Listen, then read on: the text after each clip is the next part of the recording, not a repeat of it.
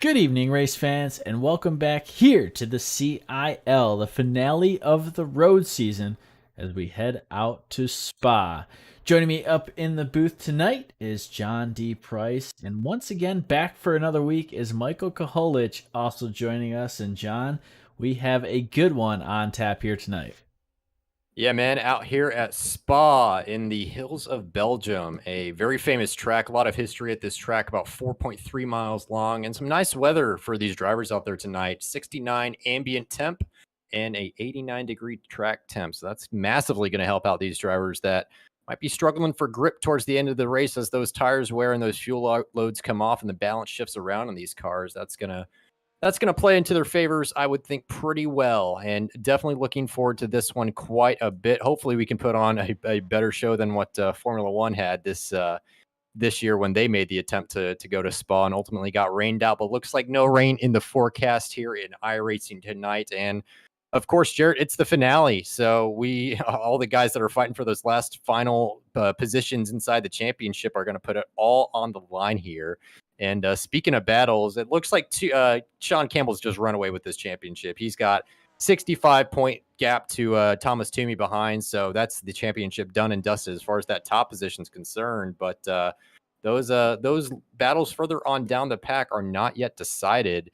But last week out at Watkins Glen, we had a heck of a race out there. Sean Campbell, again, taking on his fifth win of the season. Parker Eaton claiming a podium for that NC State team, and Alexander Klink making a return to the podium as well for the first time in quite a while for Alexander Klink, trying to regain some of his former glory as a reigning CIL champion. And then Kyle Bonin in the fourth position, making a good show for the Clemson team.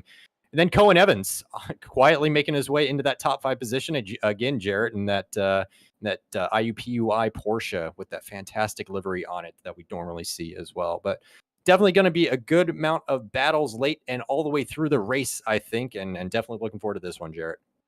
Yeah, and I mean, you said it right there. A lot of battles. As you look at the points, I mean, we have really 3, 4 students, all who don't have their top 5 decided quite yet. So we'll get that to you as soon as the race finishes. But it should be a good one. Those drivers to pay attention to: Thomas Toomey, Christian Gomez, Sean Valendia, Kyle Bonin, and Cohen Evans. And Cohen Evans, John, you've affectionately named him the silent assassin, and I would not expect anything less of the IUPUI team here tonight. I think he's going to quietly have a very good finish once again. But we talked to a couple drivers earlier during the practice session, and they mentioned pit exit and pit entry are two of the toughest parts of this track. Michael, can you tell us a little bit more about that? Yeah, pit exit and entry are really tricky this week.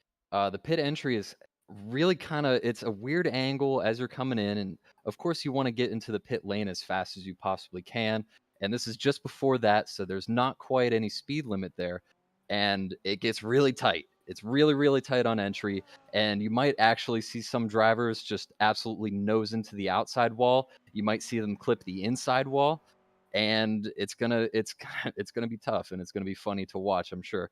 And then same thing on the pit exit wall. You might see some drivers clip the inside wall again, or they might get pushing too hard as they're exiting the pits, and they might push wide and over that the pit exit line, and you might actually see some penalties coming out of the pits. But I think most of the drivers are used to that, especially during practice, and they should be able to keep that under control. Yeah, definitely. And we'll see it over the course of the night. They will have one pit stop for fuel at some point. We wouldn't expect any drivers to take tires. If we do, it'd be a shock, especially on a long track such as Spa. And the students getting going here for qualifying, and John's going to take us around the track here momentarily as Hagen Johnson a little bit of trouble on his outlap there. And you'll see a lot of Clemson drivers taking up the field here today. But John, field getting warmed up. And what can we expect here at Spa? Yeah, I mean, I'm expecting some pretty quick times here in qualifying to start out with. Guys were setting some pretty hot times there in practice, even a couple guys dipping into the 15s, or not quite into the 15s. We saw some practice times earlier in the week leading up to this race in the 15s, but the fastest practice time we saw tonight so far was a 2:16.1. from the current champion of Sean Campbell.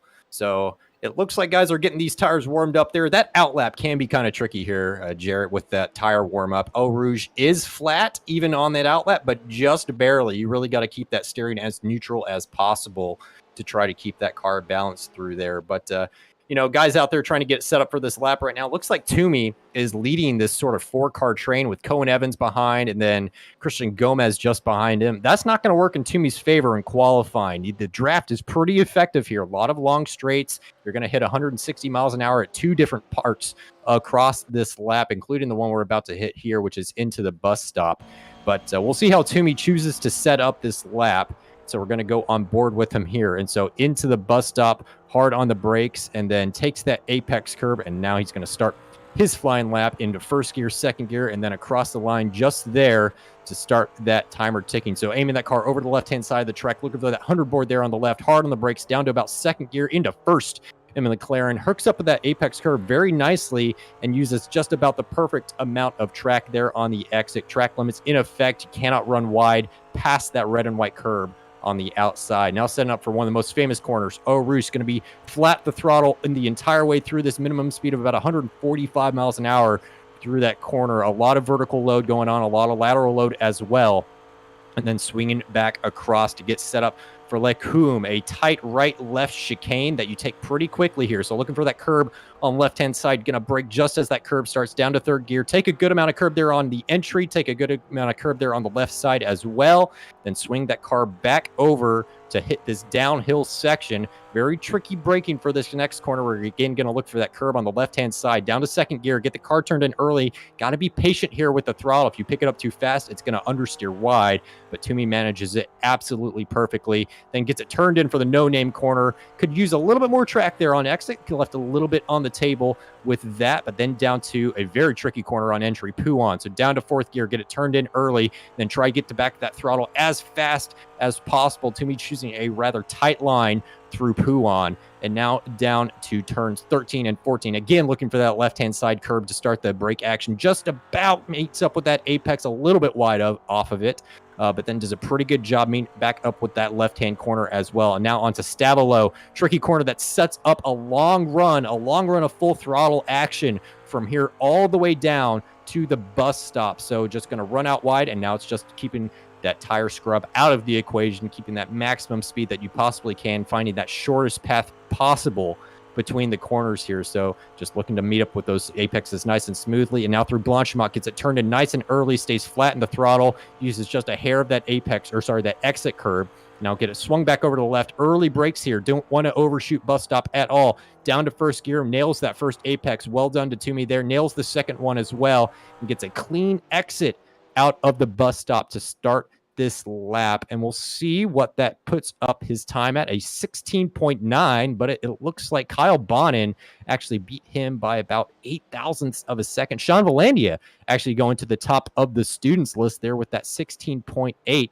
Kind of surprised that the guys behind him like Cohen Evans and Christian Gomez didn't set a faster time being in the tow from this McLaren here, Jarrett. But these times are going to keep coming down, but it is a long track, Jarrett. They do not have many opportunities to get out there and set a fast lap.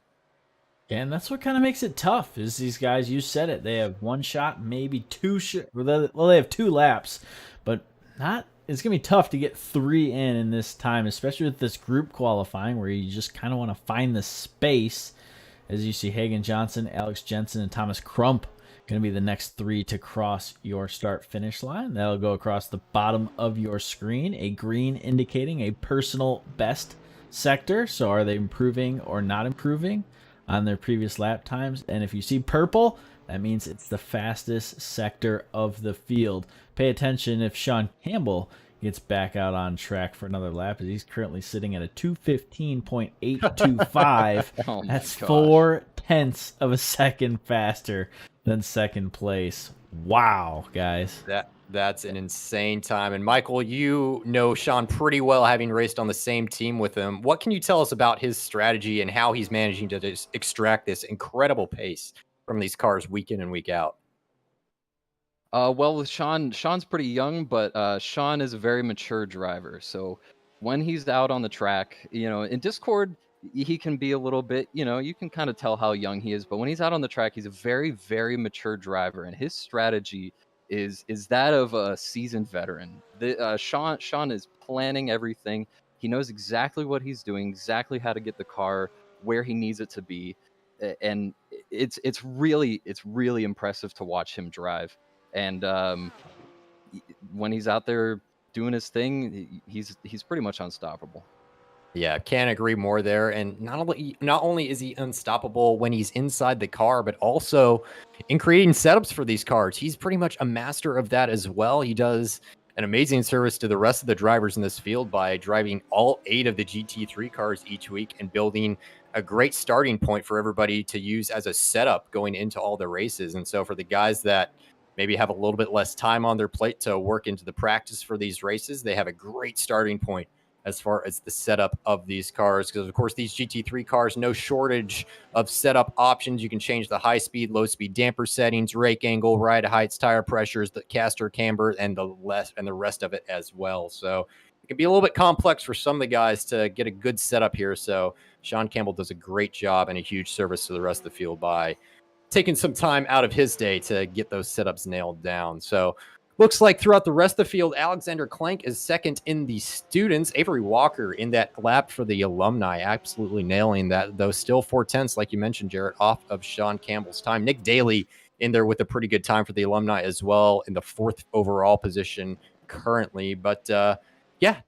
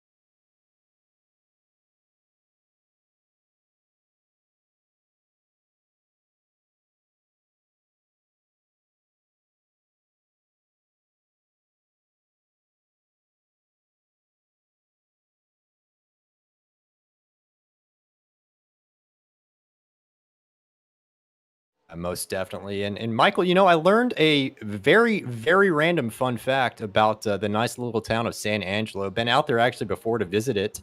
And I learned today that the original universal tire wear gradient, the number you see on the side of your tires, is usually in a range between 200 and 700 or so. The standard for that actually got created out in San Angelo. They had a test driving circuit around the Goodfellow Air Base out there that the Air Force operates, and that's where they actually set that standard. I learned very randomly today while I was doing some random tire research, as a nerd like myself tends to do. But yeah, just a random fun fact for you. As random fun facts go, that's about as random as it gets. I did not know that about the prior Air Force base that I may or may not have been at. But that's interesting.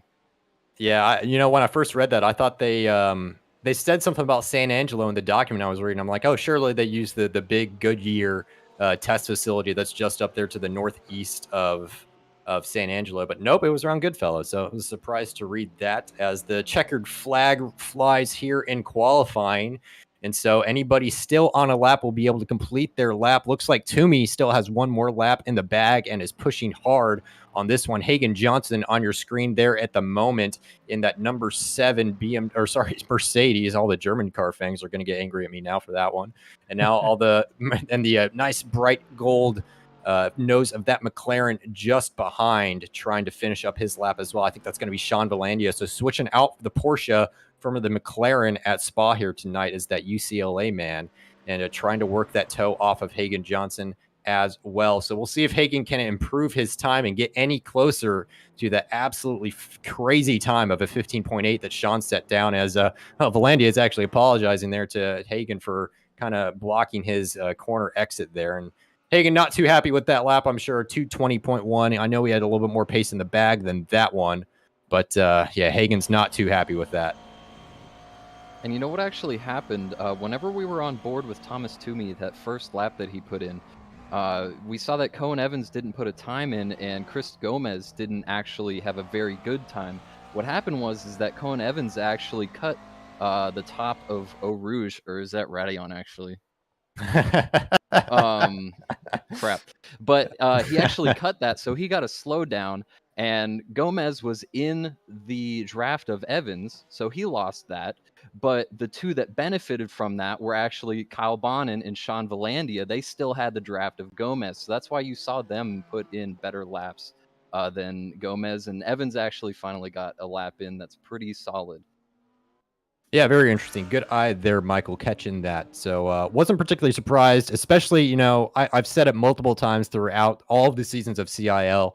A phrase I like to use is spinning in sympathy. And it absolutely works when you've got that target fixation on the car's bumper in front of you. If he runs wide, you are very likely to run wide. I've fallen victim to that many times myself, and I know many others have. So I wouldn't be at all surprised if that's what happened to I think it was Christian Gomez that was following Cohen Evans back there. So I bet that's what happened to Gomez just a moment ago. But qualifying all wrapped up here. Looks like Sean Campbell is in P1, though we have talked about a last to first challenge for that number 30 driver from Randolph. And we'll see if he tries to hang back here on the outlap and really go for that challenge. I know Scott Ratliff has joked about giving him an end of the line penalty to force him into it, but he's already got this championship wrapped up here, guys. And I would really like to see what he could do charging from the back of the field. Wouldn't that be fun to see? And you see 4/10 of a second gap. And while it doesn't seem like a lot, that adds up pretty quickly. And especially at a long track like Spa, where there's bound to be a lot of traffic, especially on lap one. Pay attention as we head through the first couple of corners. We head up the hill to Campbell Straight. Where guys fit in? Do we all agree to be single file? Does someone want to use the draft to sneak a couple of positions? A lot of interesting maneuvers to come here on the opening lap or two. So let's run you through the grid. John, take us through the top 10. Yeah, absolutely. So Sean Campbell setting that qualifying time of a 2:15.8 up there, absolutely flying out there in that number 30 machine. Avery Walker going to take away the second place starting spot here for the alumni, first overall in the alumni in theory. And then on to Alexander Klink for WPI University in third position. Thomas Toomey for Virginia in fourth. Nick Daly for UT Arlington, another good qualifying for him in fifth. Sean Valandia for UCLA in sixth. And Kyle Bonin for Clemson University, another good qualifying for Clemson in seventh position. Rahul Bolaneni making an appearance in the top 10, showing some good pace out here tonight. He's going to roll off P8. Then Jeremy Rogers struggling for pace a little bit compared to what he's normally used to out there for Texas A&M, but he's going to roll off ninth overall. And then Christian Gomez for FIU, the lead FIU car out there tonight, is going to roll off 10th. Rolling off at 11th, we got Justin Rogers from Clemson University. Cohen Evans from IUPUI in 12th position. 13th, Ryan Whitlock from Alabama Huntsville. 14th, Carl Lemkool, St. Louis University. 15th, Derek McManus from San Diego State. 16th, Matthew Norberg from NC State. Thomas Crump coming in at 17th from Clemson University, another Clemson University car. 18th, Esteban Munoz from FIU. 19th, Nicholas Patinella from Robert Morris University. And Nathaniel Wiley? That'd be Wiley for him. Yeah. Made that mistake many times myself. Yep. Yeah, from Southern New Hampshire University. And the rest of your field will run through quite quickly as we head toward that green flag. Maya Duraggio starts in 21st. Jack Roush in 22nd. Scott Ratliff will roll off 23rd. Ricky Paz in 24th. 25th will be Andrew Burrell. Austin DeLong in 26th. Alex Jensen, 27th. Hagen Johnson, 28th. Andrew Williams, Nick Beaver, and Parker Eaton rounding out your field here at Spa. So you saw Sean Campbell pull off. He is going to do the last to first challenge here tonight. So the points leader and champion Sean Campbell can have some fun with the race tonight. And that puts the field in the hands of Avery Walker, who gets a great start. And remember, Avery Walker and Jeremy Rogers going to battle among the alumni, and they'll be single file through the top three. Back, it's Sean Valendia going a little bit wide, but big move right there from Nick Daly in the UTA machine. Yeah, still looks like clean through La Source. No Romain Grosjean 2012 action tonight for these guys, and we like to see it. So Sean Valandi getting a great launch off there, going to steal away that 5th position from Nick Daly into Eau Rouge, and cars are still trying to get filed down here. Really a single file line through Eau Rouge. No side-by-side action available through that particular corner, but now the long Campbell Straight, massive drop-in opportunity, and Thomas Toomey knows it. He's wasting no time trying to get around Alexander Klink, but he's going to tuck back in outside of him, and then another move a little bit further on down the field. Looks like we got a Clemson machine and the Michigan Tech Esports, Rahul Bolaneni, battling it a little bit. Had a bit of a 3 wide moment there into Lecum, but now down to the very tricky turn 11. Guys got to get the understeer under management here as we head through this very long corner, then on to No Name. Guys, still single file here, and not a lot of opportunity to overtake through this section, but coming up to Lecum, into turns 13 and 14, rather, there will be a massive opportunity as we see St. Louis go for a move on the inside. I think the NC State machine of Matthew Norberg trying to block and defend that move, and looks like he's going to be able to hang on to that. Esteban Munoz slotting behind there. I saw I want to say that was Southern New Hampshire. Yep, indeed, that was Southern New Hampshire there in the BMW, taking the long line off of Puan. Looks like a couple other cars off in the background. And I do not see Sean Campbell's name making his way into the top 30 yet, so I don't think he's made up too many positions at the moment. So I don't know what's going on there as I check the timing sheet. Looks like he has made up a couple positions. Actually, he's up to 26th already, so 5 positions gained so far at the start of this race, Jarrett. And isn't that going to be fun to watch over the course of the night? You're going to have to battle through some traffic, though. Good battle going on right in front of him. Austin Long and Alex Jensen going to be nose to tails. He peeks the nose out, thinks better of it, and slides back in. Back to your leaders as we complete lap 1 here at Spa. Reminder, it's a 1-hour timed race, so once we approach that 1-hour mark, the leader will receive the white flag, and it'll be 1 lap to go from there, so we'll keep you abreast of when that happens. Avery Walker doing the best to keep Alexander Klink behind. Klink has been a staple of the CIL, and he was loving when we were the LMP2 class, just eating it up in that terms of that multi-class racing. And now we're back to the GT3 only. These GT3 cars equipped with traction control and anti-lock brakes, but Alexander Klink making it work. He's all over the back bumper of Avery Walker.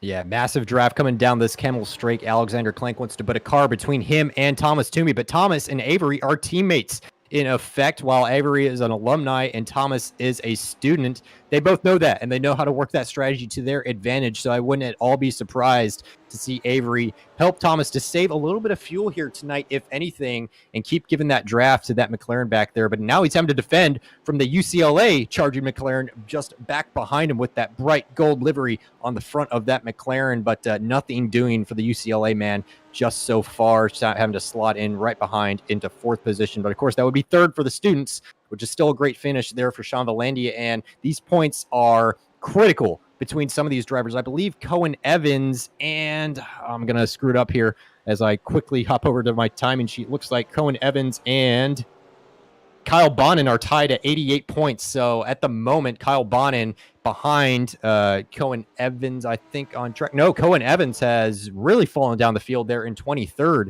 actually. So Cohen is going to lose that position to him if this continues like this. But a lot of jockeying for position going on here. Looks like he got Michigan Tech a little bit wide out of Stavelo. Michael, you were talking about that's a pretty tricky corner there. What do you think happened for him?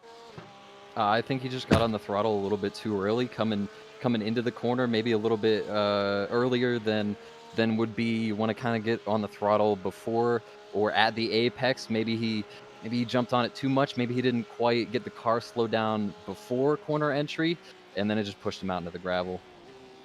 Copy that as we see guys trying to go too wide there through the bus stop. Very tight bus stop. One of the tightest chicanes on the entire calendar. Looks like there might have been a tap there for Rahul Bolaneni, and Nick Daly's dropped back position. So I think they had a little bit of front left contact on Nick Daly's car to right rear on Rahul Bolaneni's car, because Nick Daly has lost another position to the fast charging Porsche of Christian Gomez for the FIU Panther Esports team. They're taking and seizing that opportunity to claim a 7th position at the moment, and it's going to start hunting down Kyle Bonin as looks like Alexander Klink's trying to extend that lead a little bit, but this is the toughest place on the track to do that, Jarrett, where you've got a long run down the Campbell straight. Looks like Alexander Klink knows that. He's trying to break that draft a little bit there and not give any advantage to Avery as much as he can, at least just behind. But looks like these guys are staying pretty tight up here at the front, this front four, at least between Klink all the way back there to Valandia, doing a good job of staying in touch with each other. And really, that's the name of the game,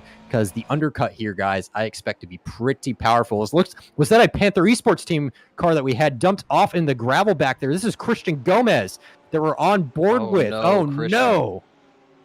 That is not good, especially for the championship standings right now.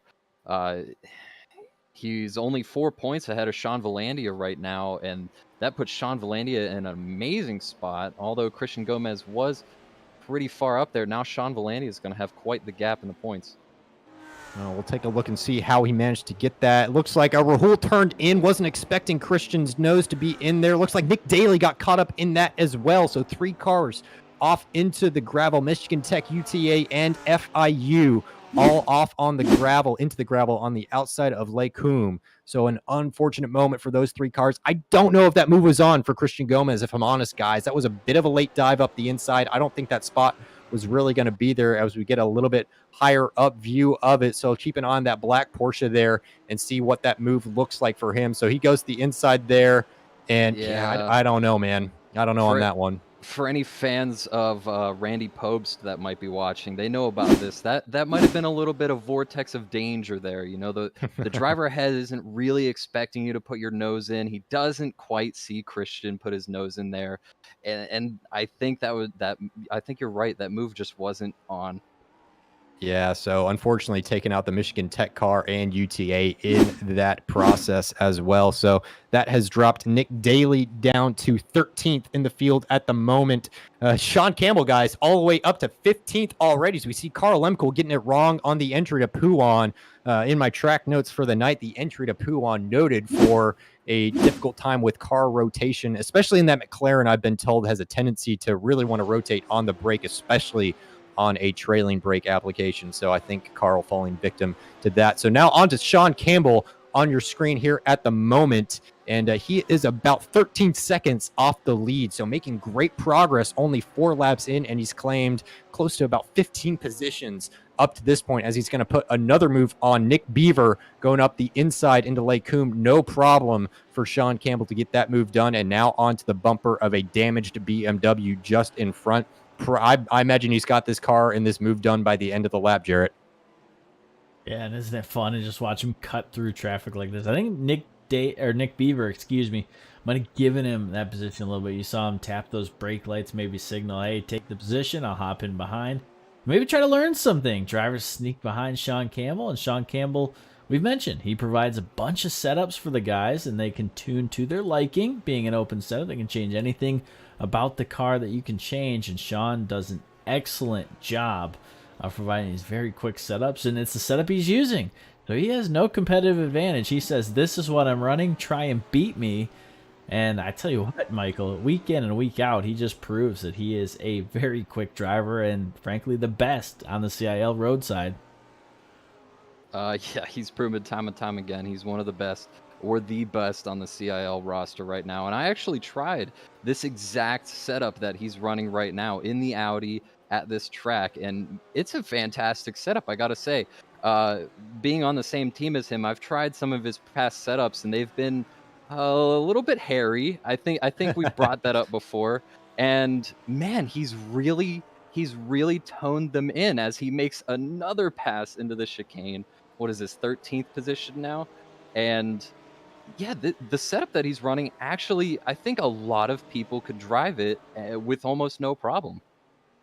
You know, that's pretty interesting because, yeah, I remember talking with him as he goes for another move here into La Source, goes for that early dive up the inside. The struggle there is, UTA tags, I think, one of the Clemson cars, and then gets tagged by, I think, Parker Eaton as well. So that's going to be Thomas Crump getting tagged there on the inside. That might be a race control review for that UTA move up the inside there. I think Nick, I noticed this on the braking for the bus stop, but Nick had some braking instability, might have been as a result with that prior contact, either from the contact with Michigan Tech or Ooh, yeah, I'm not sure on that one. Not a great move, I think, from UTA. That gap was going to close pretty quickly. Cohen Evans there doing a great job to avoid the car on the inside. Everybody else as well. Thomas trying to wait for that optimum position to rejoin, but looks like he is going to go into the pit lane and probably going to be out of this race, unfortunately. Looks like Rahul Bolaneni also calling it quits earlier after that contact with Christian Gomez into Lecum. But down here into this long right-hander of turn 11, couple cars jockeying for position there, 3 wide through this particular corner. Going to scrub off a lot of speed for the NC State machine there on the outside. I think that was Parker Eaton running a little bit wide there, and I can't say that I didn't see that one coming, because that was pretty much always going to happen there when you're trying to go 3 wide through that particular corner. Now, Puan, when you've got a car just on the front side of you, you got to manage that nose with that downforce that's going to be removed from that car with having that from that draft of the car in front of you. So we watch Jack Roush in his actual CIL debut for the BSU team out here tonight, doing a decent job, I must say, up there in 17th at the moment here, Jarrett. Staying out of trouble, name of the game. It's a 1 hour long race. We're only 11 minutes in. You can see that at the top left corner of your screen. But yeah, staying clean, staying out of trouble, and keeping it on track. Keep in mind, Spa, one of the toughest tracks in terms of iRacing track limits. So when you see all 4 tires go off of the racing surface, that determines an off track, and that's 1 penalty point in essence. And if they collect 17 of them over the course of the night, they'll have to do a drive-through penalty, meaning come down pit lane under pace speed. Do not service the car, do not pass go, do not collect $200, and then they have to get back out on track. And that's very costly if that happens to them, John. Yeah, very costly indeed. And not only do they have to worry about that, but race control is also going to take a look at any instance. And I think that race control I'm talking about is Michael Kaholich, in fact. So I wonder if he's taking a break here, taking a look at that UTA incident earlier, as Parker Eaton goes into the pit lane only 15 minutes into the race here. So that's going to be to repair some damage on that car too early for a pit stop without absolutely major fuel saving throughout the duration of this race. So I don't think the night is looking good for a repeat podium for the NC State man here tonight.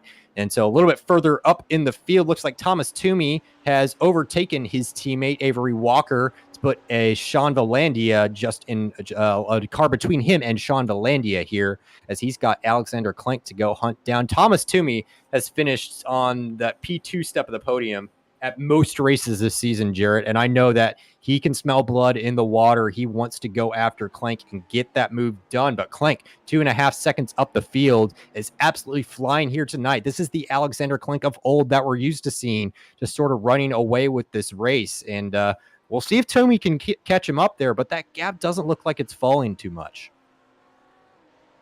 No, and a little bit surprising that we have 2 Virginia teammates trying to work together a little bit. Maybe try and use that draft to their advantage, but not able to close that gap. You just mentioned it, 2.5 seconds back. And we'll pay attention if that gains or shrinks. But also keep in mind, you can maybe make this work in terms of pit strategy. Maybe Thomas gets on the phone with Avery Walker, says, hey, when are you pitting? They pit together, they come out together, and that could be a huge advantage late in the race as well. Yeah, it absolutely could, and I do hope that these guys take advantage of that, because I would love for this Virginia team to get a not only a podium here tonight, but a win here. They have worked hard all throughout the season. Thomas Toomey especially has put in countless practice laps, race in and race out, to get prepped for all these races and put on the absolute best performance that he can. Just a little unfortunate for him that he's had to go up with the likes of Sean Campbell every single weekend anyways. But a little bit further back, Jeremy Rogers has made some great movement in the alumni field. More of a factor of just keeping his nose clean here tonight, Jarrett, and not really getting involved in any instance like we've seen for UTA, which looks like racing instant between the 98 and the 280. So that was the collision between the UTA and the Clemson car that we saw down at the La Source hairpin just a few moments ago. So race control determined that that was indeed a race instant. Nobody directly at fault of that one. IndyCar likes to talk about the needle of responsibility, and if it swings too far one way, then they assess a penalty. And I like to think that's the way that race control should mostly be run. A little bit more lenience than aggressivity there, as we see Sean Valandia go for the move on the inside of Avery Walker. Too late on the brakes for UCLA, taken to the escape road. And yeah, Sean just don't think that move was quite going to happen. Broke a little bit too late there and couldn't get that car slowed down there for the entrance to Lake Coombe. But back on track now, but 2.5 seconds behind Avery Walker, and more critically, out of the draft of Avery's rear wing. So that is going to release Avery to stay attached there to Thomas Toomey and try to help him close that gap up there to Alexander Klenk. But in the last lap, that gap has opened up by about 0.3 of a second at the front of the pack. And now this is Kyle Bonin looking for a move on Jeremy Rogers into the 13 and 14 chicane. Not quite doing there. Jeremy left him the space there on the inside. Jeremy's got a wise old head on his shoulders. Knows when to look in his mirrors and keep track of those cars behind, and did a great job there of leaving just enough room for Kyle. But Kyle's had a great form so far this season, Jarrett, and wants another good finish here for Clemson tonight. Yeah, and we've said it, Kyle Bonin, one of those Clemson drivers. We talk about tons of Clemson drivers, but Kyle been the most consistent of them, constantly in the top 5 or fringe top 5 in really all of the road races he's been in. I believe 4th place last week at Watkins Glen as well. So Kyle Bonin having a great run for Clemson. Clemson in the CIL for the first time here in season 3. They're making a name for themselves, but as I say that, right behind him, Justin Roberts. It looks like trouble back behind there. Cars Esteban rolled Munoz over. upside down. Nicholas Daly down pit lane, and it looks like that might have saved him. We'll have to get another look at that one. That looked like an absolutely massive accident. I wonder if that was confusion on somebody coming into the pit lane and somebody continuing out. Oh, no! Touches the grass there. Oh, my goodness. It's tough out there, man. Yeah, no joke. So the cardinal sin of braking is do not touch the grass, and that is what Esteban did there. Just clipped that grass there on the outside, and unfortunately collected. Not sure what Clemson car that was. It wasn't Thomas Crump because he's already been taken out of this race. I'm thinking that might have been maybe. Oh, it was Thomas Crump. The second adventure of the night for Thomas Crump. Yeah, he's out here about a lap down, so he just decided to jump back into this race, and it was not meant to be for him tonight, I guess. The racing gods decided no. Yeah, I think that might be one of the largest accidents that we've seen in the CIL here. Up to this point, even in the entirety of the existence of the CIL, I don't think we've ever seen a double car rollover like that one before. But there's a first time for everything. And Kyle Bonin trying to line up his first move here on Jeremy Rogers if he can get it done into, I think this is 13 here again. He's just staying really tight there to that wing of the McLaren in front, Jarrett, and maybe just biding his time a little bit. Yeah, and we think about the long lap times as well. You could save some fuel right back in that spot, and 1 lap longer between your pit stop can make a world of a difference in terms of pit strategy. We think about the undercut, maybe even the overcut as well. A little less common, a little harder to do, but you can definitely do it. You mentioned how much draft opportunity there is on a track like this. And again, hard to do. You got to give space to the car in front as you head toward those braking zones. But Kyle Bonin maybe hanging on to the 05, and they are an alumni and student working together. So not really racing for position, for the overall position, sure. But in terms of points, they're not battling. So maybe a smart move for Bonin and the Clemson team here. Yeah, look who's in the background. I'm sorry, John. Look who's in the background of this battle right now.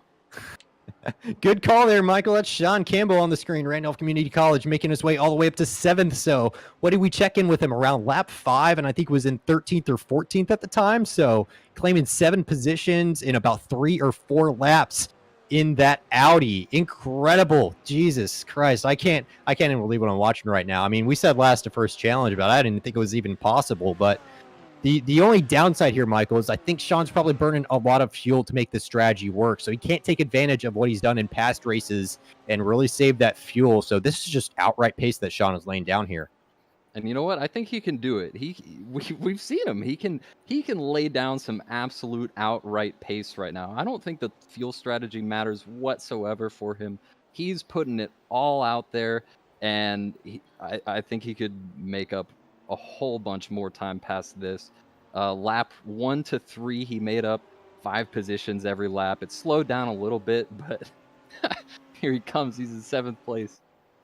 Yeah, I mean, what do you say? We think we're on for a podium here with Campbell at the minimum. I would not bet against it here. I mean, the gap to the cars in front for him is down to 13 seconds. I think it was about 18 seconds, and that was with all the traffic in front that he had to clear.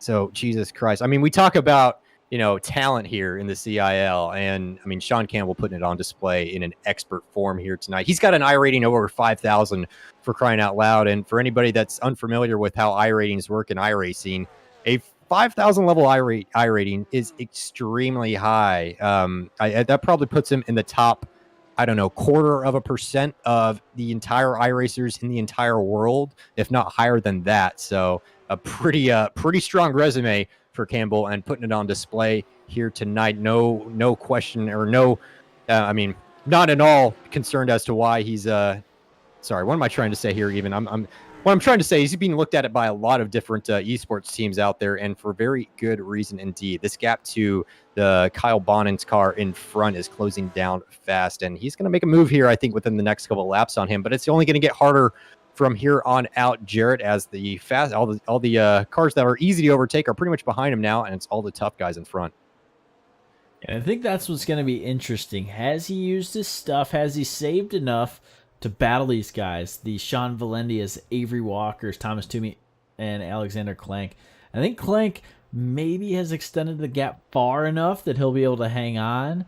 But I tell you what, the pace that Sean Campbell's laying down, I think he might be able to pull off even better than him. He might get second here tonight before this night's over. Yeah, and that could have points implications for the rest of the field, but we will give that update when we are for sure of it after the race is done. But with Christian Gomez having that earlier incident, that's really not looking good for the FIU team. They were on 79 points down from Sean Campbell, and Sean Valandia was only 83 points down. So a 4-point differential between those two guys, and Sean Valandia running in fourth at the moment, which would be third in the students, and he would pick up third place points as a result. That's Jesus Christ. Sean Campbell's getting really close to that bumper. Is he going to look for a move into Puan or think better of it? And no, he's going to go for that move. Aggressive move there on the inside, and gets that move done. And yeah, Kyle just had no other option. I mean, he could have tried to race him through there, but it's really not too much of a double line corner there. It's really single file or nothing else. And so Kyle losing out the position there. So Sean Campbell into the top 5 in the students, top 6 overall. Or sorry, is that top 4 in the students? I stand corrected there, in top 6 overall. So a lot of moves going on here from this Audi. Been great to watch him move up through the field so far. And Jeremy, with that wise old head that I mentioned earlier, isn't going to battle him too hard, I don't think. And so I wouldn't be surprised that at the bus stop, if Sean Campbell takes this position away. So we'll stay on with this battle for that and check it out here on the way through Blanchimont. Here he's going to get a great run off of this corner, and we'll see if Jeremy defends the inside or chooses not to. He chooses not to, so Sean's going to take that shorter line down here to the corner, leave Jeremy plenty of space, so no doubt in his mind about contact there. And another great move from that Randolph team, and they're up into 5th now, and now have to hunt down a 4.5-second gap that we will keep our eye on as he hunts down Sean Valandia, another McLaren to go and hunt down. And Sean Valandia, one of our on-board drivers here tonight. You can see him right there using the VR headset. A lot of guys, different ways to race. We've seen guys on single screens, we've seen guys on triples, and we've seen guys in VR. Kind of the 3 main ways to play here in iRacing. And the VR headset, a lot of advantages. It's going to track your head movement, so if you look to the right, your driver's head's going to look to the right. You look to the left, you can see look to the left. So really fun to see on the oval side, where we see guys look up towards the mirror, check where everybody is, and move on. But you can see battling the wheel right there is Sean Valandia, as he knows Sean Campbell is now in his relative, and he's going to try and chase him down. That gap 4.1 seconds, but expect that one to close here in the coming laps, John. Yeah, absolutely. And we're going to keep our eye on that gap. It's already down by over half a second.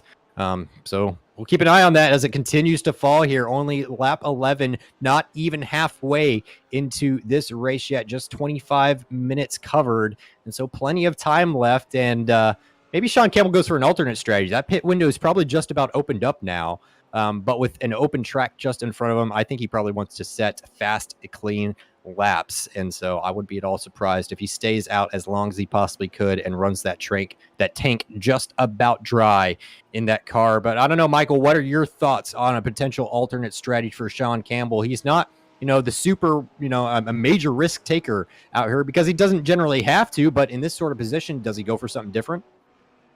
No, I think he'll do exactly what you said. There's a lot of traffic behind him, and I don't know if he knows if there's a window behind him or not. And it would be best right now, at least, to stay in this nice open window of clean air and just put in some laps. And then once he catches up to Sean Valandia, if they're not pitting before him even, then he'll go ahead and take his pit. But right now, he's just going to keep going. Yeah, I think you're right on with that one, and that gap continuing to fall there down to 3.4 seconds as we cross into lap 12 here tonight. Sean Valandia graduating winter of next year with that mechanical engineering degree from UCLA. As we're watching on board here with Carl Lemkuhl in that full motion rig. Carl being the most famous CIL participant, we might say, having made the iRacing not top 10 when his steering wheel snapped off of his rig during an oval race. I think it was earlier this season, even might have been last season.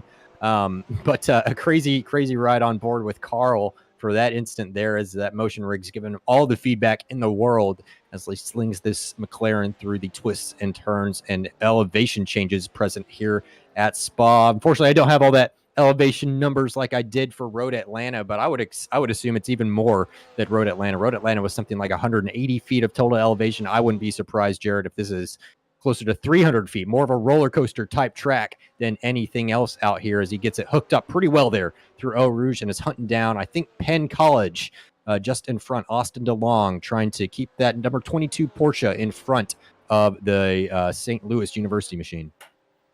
And you mentioned it right there, John, the elevation change and kind of the bumpiness, the amount of curbing you use that is going to kind of unsettle the car in a sense. And in a full motion rig, that's going to wear on you for an hour-long race. So Carl Lemkuhl, I think, probably getting a full workout here at Spa, but he's going to work out the back bumper of Austin DeLong right in front of him, the number 22 Penn College of Technology just in front, and they're 2x2. They're going to battle. This is probably your closest battle here on track. You see also Derek Ekmanis and Nick Beaver mixing it up a little bit as well. But a good battle going on right here. Yeah, these guys can't afford to battle too much, though, Jarrett, because there is a 19-second gap in front of Austin DeLong. So the more these guys battle, the more that gap will grow for sure. And Carl would like nothing more than to cap off this season with a podium finish in the alumni category if he could manage it. Had a couple so far already and been on great form this season overall, but would like to cap it off with a better finish if he could, I'm sure. So now on to Matthew Norberg with a three-way battle between Derek Ekmanis and Nick Beaver just behind. So both those guys going to go into the pit lane and release Matthew Norberg from any pressure from behind. So Derek Ekmanis and Nick Beaver diving down in the pit lane, going to get some fresh fuel into those cars. 28 minutes in, a little bit early for the pit stops, but maybe they were getting held up a little bit by the Audi there and decide to, let's not make any risky moves. Let's just take our opportunity now, go in the pit lane, lose as little time as possible, and keep on trucking. As we're back to Sean Campbell and having set the fastest lap of the race, it looks like on lap 12. So just a lap ago, down to a 17.5. As that fuel load burns off here, Michael, this car is getting really quick, and I'm sure Sean Valandia is watching that delta in his relative box fall and getting a little bit nervous. Yeah, as we get to the highest point on the track here, 470 meters. I don't know what that is in American units, but this is the highest point in the track. I looked it up while you guys were talking, and he's going to start going down in this elevation. And as he goes down, the pressure builds, and it not only builds an air pressure, but it's also pressure on Sean Valandia in front of the other Sean, which is Sean Campbell, absolutely bearing down on him. I think, man, what is it, 30 minutes left in this race? We got a whole half a race left to go.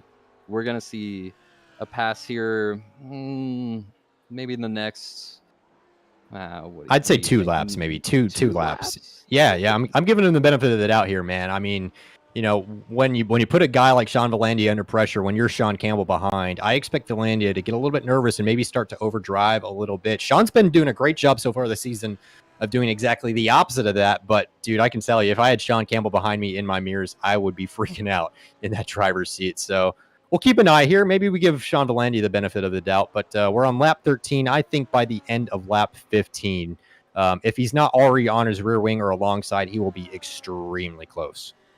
Yeah, looking at the lap times right now, it looks like Sean Valandi is about a second slower than Sean Campbell. And if the gap right now, if I go and take a look here, the gap is about, it's less than 2 seconds. So I think, yeah, you're about spot on. I thought his progress had slowed down a little bit now that he was getting to the faster drivers, but man, Sean is going fast. He's going quick indeed. But, one gap I am keeping track on is that gap from Sean all the way up to Alexander Klenk in the lead of this race. Klenk extending his lead over Thomas Toomey to a full 5 seconds. So no break for the Virginia man running in second tonight. But 12 seconds from Klenk back to Campbell. And that gap hasn't changed as much as Sean Campbell would probably be comfortable with. It was about 13.8 seconds back on lap, I think 10 or 11.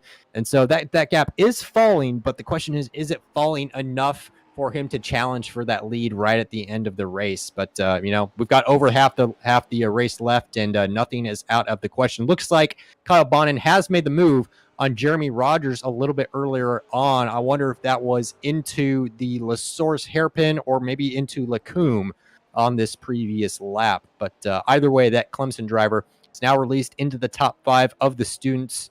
And I would say he's going to go hunt down Sean Campbell, but that is a tall order. I do not expect that gap between the 5th and 6th cars here to change too much. But Jeremy Rogers running a great clean race here tonight, still sitting very comfortably in the 2nd position for the alumni. And of course, the points are separate for the student and alumni championships here. So Alexander Klenk and Thomas Toomey, they are 1st and 2nd on the road and will claim 1st and 2nd points. But Avery Walker and Jeremy Rogers will also claim 1st and 2nd level points, as they are the top alumni cars in the field. A little bit further back, Matthew Norberg and Cohen Evans have a battle on their hands for 8th and 9th positions. Cohen Evans, not quite on as good of a form as we've seen him in previous races, but as I take a quick glance at the instant count here for Cohen Evans, and it looks like, if I can figure out how to operate my monitor here, looks like 7, I think. No, wait, no, I'm looking at the wrong number. Jared, do you have a accurate off-track number for me on the Cohen Evans machine? I got you 6. 6 off tracks. Okay, there you go. What do I need you for, Jared? I got Michael here now. No, I'm kidding, man. But all right, I mean, 6 off tracks with half the race left to go. Michael, do you ever consider, using those off tracks to your advantage later in the race, like knowing that you can extend a little bit, maybe gain an advantage if you've got a little bit left on the table? 100%. This is a really big thing in the top splits of iRacing that Sean is very familiar with, I'm sure. It is, you don't really care about taking some of those incident points, and so you will absolutely, to gain an advantage, you'll leave the track limits quite a few times. You'll rack up those incident limits, but honestly, Sean's also on 6, so he might not be feeling the pressure quite as much, or he's just saving them up for later. We do have quite a bit of the race left, but yeah, yep, people do that. Yeah, Michael, I wish I'd taken a bet with you on that lap number for when Sean was going to make the move on Volandia, because it just happened there into Lacombe on the long run through the Kemmel Straight into Lacombe on the inside. Sean probably, Volandia specifically, probably should have defended the inside on that position. If I were him, you can do a great defense there and really put the guy in a bad position trying to break and go the long way around the corner. But I haven't seen too many aggressive defenses from the guys out there tonight. But I wonder if Volandia just, saw the writing on the wall, said, there's no point in holding up Campbell here tonight, Jarrett, and let's just let him go and see what he can do. Yeah, I don't think the top 3 will be quite that courteous to Mr. Campbell, and he might have to work a little harder. But you look at that gap, 2.5 seconds roughly to Avery Walker, then another 2 seconds to Thomas Toomey, and then another 6 seconds to Alexander Klenk. Guys, this might be doable for Sean Campbell. I didn't think so a little bit ago. He's still got 25 minutes to do it. and he's got open track in front of him and clean air, and we know how important that is. So it might all come down to the pit stops, how quick you can get on pit road.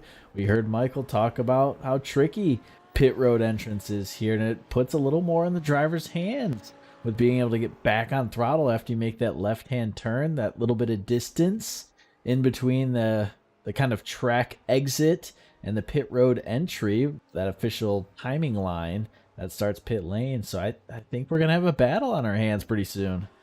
Yeah, man, I think you're right. The only wrinkle in this equation is that Toomey has the advantage of having a rear gunner here in the form of Avery Walker.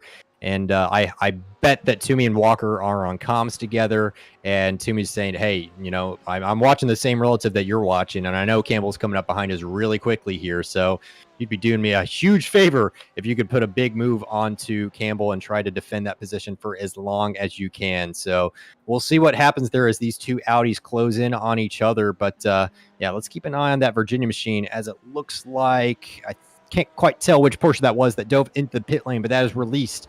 That would be Jack Roush, actually, making his debut here tonight, as we mentioned earlier. But Nick Beaver now released from the tail of that Porsche and is in 13th position here tonight overall, but has Parker Eaton and Justin Roberts behind him as well. And a pretty tight train here. Let's watch on board with these guys and see if anybody goes for a move going through Eau Rouge. Going through Eau Rouge with the car just in front of you can be a little bit tricky here, as you do lose some of that front end grip that you so desperately need to get that car around the corner. But everybody staying on track, nice and clean. Parker in a great position here, going to get a double draft off these guys. Nick Beaver going to defend to the inside, give them as hard of a time as he possibly can, and they are not going to get far enough alongside into Lake Hume. And Nick Beaver going to hold on to 13th position for the moment. Clemson driver in 14th, and then NC State in 15th. A little bit earlier on, looks like we had some retirements in the field. Ricky Paz for Valparaiso is out of this race. Nick Daly also with the early retirement. Christian Gomez, after his multiple foibles throughout this race, has also retired. Esteban Munoz. So it looks like both the FIU drivers have retired early from this race. And Jarrett, I don't know what that does in terms of points, because of course these guys do have that drop week. So it may not change the points at all. It might. I just don't know, and we will not know until the night is done. Yeah, that drop week. So if you're unfamiliar, maybe this is your first time tuning in, as Sean Campbell has set the fastest lap of the race 3 laps in a row. He's on a tear. But back to my point, the lowest finish you have in terms of the 6-race season, that is dropped from the points outright. So you don't have to worry if you have one bad week.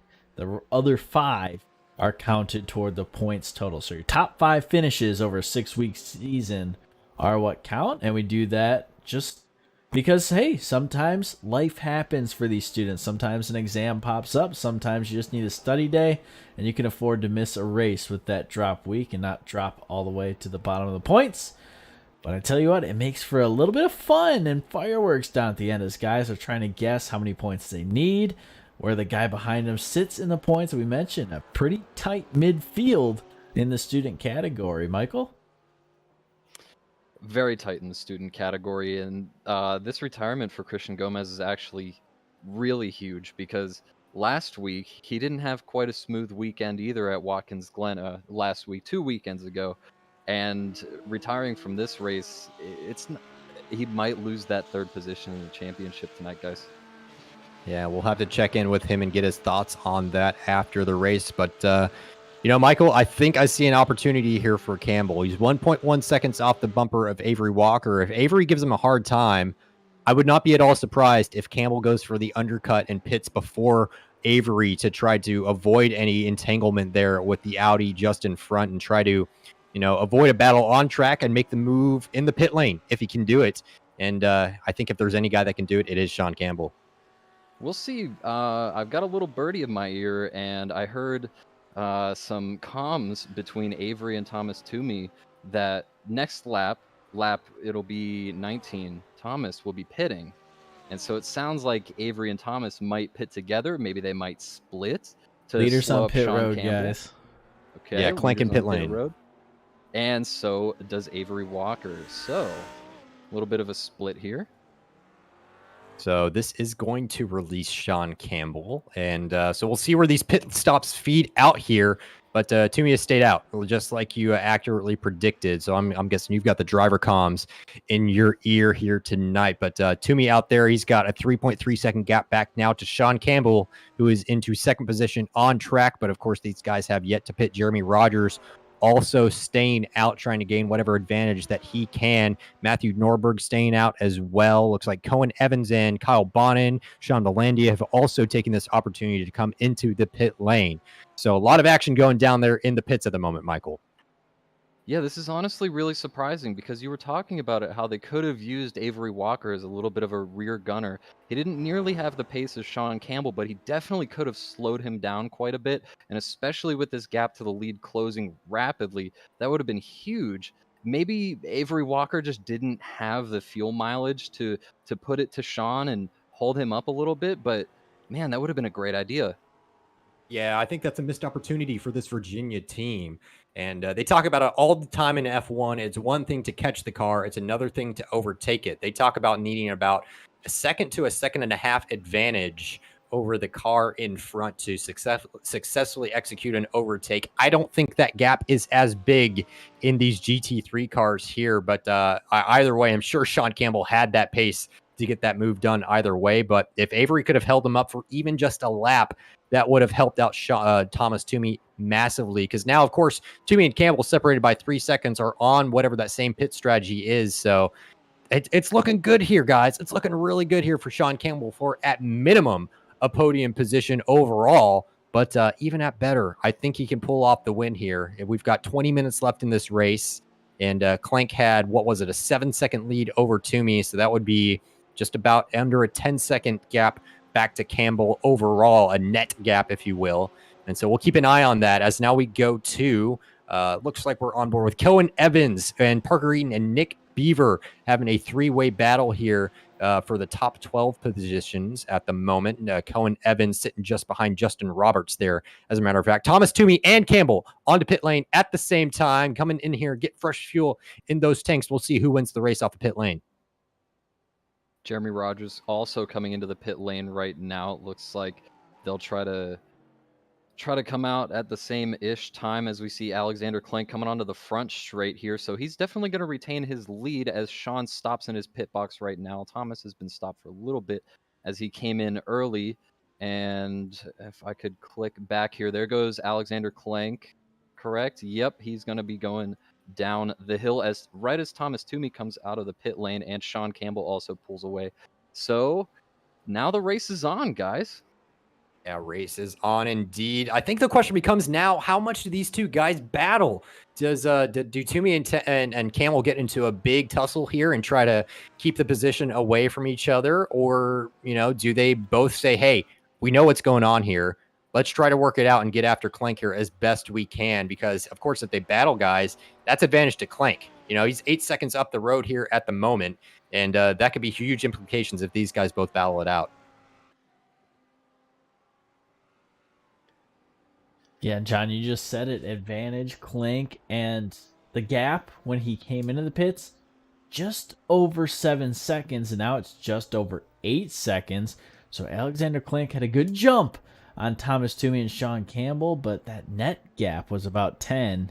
That net gap now down to about 8. So gain time in second place, but second and third getting closer and closer as this race progresses. Just over 15 minutes to go, and Sean Campbell has pretty much locked himself into a podium, trying to make it more, but Thomas Toomey wants to hold on to this second spot. Yeah, trying all he can to keep that Virginia team in front of Randolph. This has been the storyline of the season pretty much. Can Virginia come up with anything for Randolph? And so far the answer has been generally no. The Campbell team Sean Campbell's just been pretty much unbeatable every single race, and we'll see. I've been looking forward to a battle like this all season long. I'm glad it's finally here. It took sending Sean Campbell to the back of the pack to get this battle, but one way or another, we have got a massive battle on our hands. Michael, how do you see this one going down? Is he going to go for the move into the bus stop? Is he going to bide his time a little bit? How do you see this one playing out? Well, I really think I look at it this way: is Sean doesn't have anything to lose right now. He's already winning the championship as he goes for the move right now, absolutely sending it so deep. And I don't know if Thomas was going to defend that if he wasn't expecting Sean to break that late. But there it is. Analysis over. We have Sean ahead of Toomey. Analysis over. But now I'm wondering if that was a planned move by Thomas Toomey, because of course, if he can get a good run off of La Source, as it looks like he just about did, could have had a little bit better run there, he's going to get a massive tow off of the back end of this Audi all the way through Eau Rouge, all the way down the Campbell Straight. Can he steal that position back into Lake Coombe? It looks like he's a little bit far back for my likes at the moment, half a second back. I don't think I've seen a move come from that far back into Lake Coombe, but surprised to see that Toomey didn't defend that at all. But, maybe like we mentioned earlier, they both know that Alexander Clank is the man they both have to hunt down. And if Toomey can hang on to that rear wing of Campbell at all, that'll put them both in a much better position to go hunt down Clank. Yeah, and it looks like even with the draft, even going into the end of that straight, Sean has already opened up almost a second gap to Toomey. It was half a second at the beginning of the straight. And I think, honestly, I think Toomey, he's trying to maintain his spot in the championship maybe, but also he's well aware of the pace of Sean Campbell, already putting a whole half second on him since turn 5, and they're in turn 11 right now, and that's insane. Yeah, absolutely insane. So I'm going to check in here on Alexander Clank's pace. Last lap out of the pit lane was a 17.9, and Sean Campbell has he's been consistently in the low 17, so roughly half a second a lap faster, and with a 8.5 second gap to Alexander Clanks, that would mean that he would need roughly, I don't know, something like 10 to 16 laps, somewhere in that territory, to close that gap down. So I don't know, tall order, but like we've said so many times before, do not bet against Randolph College there, as we're watching from the back end of Nick Beaver's McLaren, spitting a nice amount of flames out there at the nose of that Porsche, trying to do a little bit of a James Bond impression there, but nothing's going to phase Cone Evans, that silent assassin there for the IUPUI machine there, in that lovely livery on the Porsche there. But they've also got Parker Eaton just behind. Parker's been on pretty good form recently, got tangled up in an earlier incident and had to come down the pit lane early. So I don't know if Parker has to pit again or if he's been focusing on fuel saving for the duration of this race, because of course I think he pitted about 16 or 17 minutes into this race, which would be very close if he could make it to the end. But for the time being, he's going to stay out and try to hang with these guys. And if he could save fuel to the end of the race, I think that's still a pretty dang good result for this NC State team, currently running in 9th and 12th. Matthew Norberg holding on to that 9th position at the moment. Looks like the closest battle that we've got on track is really these three cars here at the moment, between Nick Beaver, Cone Evans, and Parker Eaton. So we'll follow these guys around a lap, Jarrett. And it's been a 3-car battle, and you start thinking about 13 minutes to go. Now you got to start figuring out, where am I quicker? Where is the other guy slower? Maybe a little cat and mouse game going on. Do you want to be in the front of this draft pack? Do you want to be in the back of this draft pack? And it looks like Cone Evans going to go to the top side of Nick Beaver, go side by side. Tough spot to go around the outside there, but he's going to hold on. They go side by side. What a job right there by Cone Evans. Nick Beaver up into the gravel, and Cone Evans will complete the pass. What a move. And here comes Parker Eaton looking to take advantage as well. Yeah, trying to capitalize on any opportunity left on the table, but Nick Beaver's got that one covered off. Great move, I got to say, from Cone Evans. Very clean and not too aggressive. Exactly what we've come to expect from Cone over the course of the season, especially even in previous seasons. I mean, he's been on fantastic form even since the start, all the way back to the pilot season. So now it's on to Parker Eaton to see if he can make it work on Nick Beaver. I think Nick Beaver's more of an oval guy, though he is no slouch here on the road either, but I don't know if that oval experience is going to play into its cards too much here at Spa here tonight. Very different driving technique required between oval and the roadside, but if you can transfer those skills over, then they will benefit you massively, as we see Parker getting a little bit later on the brakes trying to close that gap down. Now, if you do that, it does sometimes hurt the exit velocity that you can get off the corner. He tries to send that apex speed in as deep as he can, but oftentimes that means you get back to the throttle later. But looks like not a hindrance for him now, as he's tucked up pretty nicely underneath the wing of the McLaren as we head through Blanchimont, but I think he's just too far back to make a move down into the bus stop. So Nick Beaver probably safe for another lap or two at the minimum. Yeah, lap or two at the minimum is right, but he's going to pull right to the back end of Cohen Evans. And right there you can see Nick Beaver maybe a little quicker through the bus stop, maybe a little quicker through that final sector as a whole. And keep that in mind. Maybe start thinking about when I can make the move back. And you saw when Cohen Evans made the move on you, and now he knows, hey, he's going to stick it around the outside. Maybe put a little door on him. Use a little bit of that oval mentality. Not give up the position so easily as they go up the hill and down toward Campbell straight. Cohen Evans in that lead, and they're all trying to chase down Matthew Norberg. You're kind of seeing him flash on your screen there, that red and white car for the NC State Wolfpack. Parker Eaton pulls out a little bit early right there, but nose to tail are Evans and Beaver. As once again, and here comes Parker Eaton, a good little draft, good pickup there, as they're all nose to tail for 10th, 11th, and 12th here. Eaton really great on the brakes into a majority of these corners, pretty late on the brakes in just about everywhere, which is helping him to close that gap up into the corner. And now the question is, can he capitalize on that advantage into any of the corners and send a move down the inside of Nick Beaver? But so far, nothing doing yet. But of course, Parker Eaton and Matthew Norberg are teammates, so they have some team strategy to play out here into the closing 10 minutes of this race. You know, Michael, that gap between Sean Campbell and Alexander Klink, 7.5 seconds with 10 minutes left. Unless Klink makes an absolute egregious error, I'm not sure that Campbell can close that one down. But tell me your thoughts on that. Well, I think we'll have to see. Like you said, Clank would have to make a massive error for this to go really wrong. But a 2:17 is a good lap here. And a high to mid 2:17's a really good lap here.